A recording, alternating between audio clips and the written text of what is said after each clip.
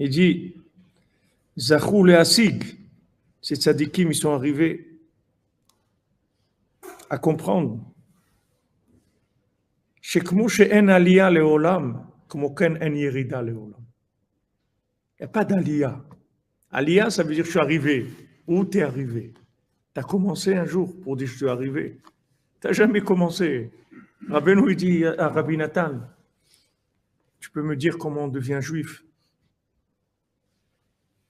Mais c'est déroutant. C'est-à-dire quand tu vois un tzaddik qui est sodolam, il demande à son élève comment on devient juif. C'est déroutant. Parce que toi, tu veux un rabbin sérieux qui est arrivé. Il dit, lui, il est arrivé, mais je vais m'appuyer sur lui. Et c'est tout. Mais s'il te dit, moi, je suis arrivé nulle part, je ne vais pas commencer, et tu ne vas pas aller avec lui. Tu vois que lui-même, il ne sait pas où il va. Il te dit, comment on devient juif? Mais dis-moi, moi, je ne cherche pas quelqu'un qui demande comment on devient juif. Je veux quelqu'un qui sait exactement qu'est-ce que c'est un juif. Il est arrivé à être un super juif. C'est ça que je cherche. Je ne cherche pas quelqu'un qui demande. Mais tu vois que les tzadikim, ce n'est pas ça.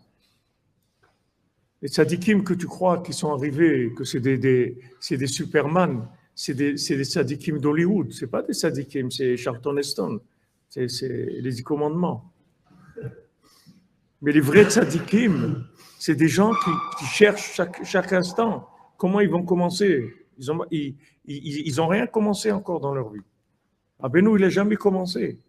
Et tu vois qu'il est arrivé à des niveaux tellement élevés parce que justement, il n'a jamais commencé. C'est pour ça qu'il est arrivé.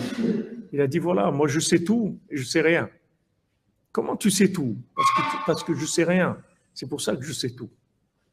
Je suis arrivé à la connaissance par l'ignorance. C'est la conscience de mon ignorance qui m'a donné cette connaissance. Mais c'est une connaissance qui est une connaissance cadeau. Ce n'est pas une connaissance que j'ai payée. C'est une connaissance que j'ai obtenue par cadeau d'Hachem. Et puisque j'ai vu que maintenant Hachem il m'a fait un cadeau qu'avant je n'avais pas. Donc ça veut dire que je peux demander d'autres cadeaux. Alors je vais demander encore. Et demander encore, je vais demander encore. Je veux oser. Et nous, on n'ose pas. C'est ça qui nous manque. C'est que nous, on croit. Comme on vit dans le clipat de Esav, on vit avec de la culpabilité, on vit avec de conscience de nos défauts et tout.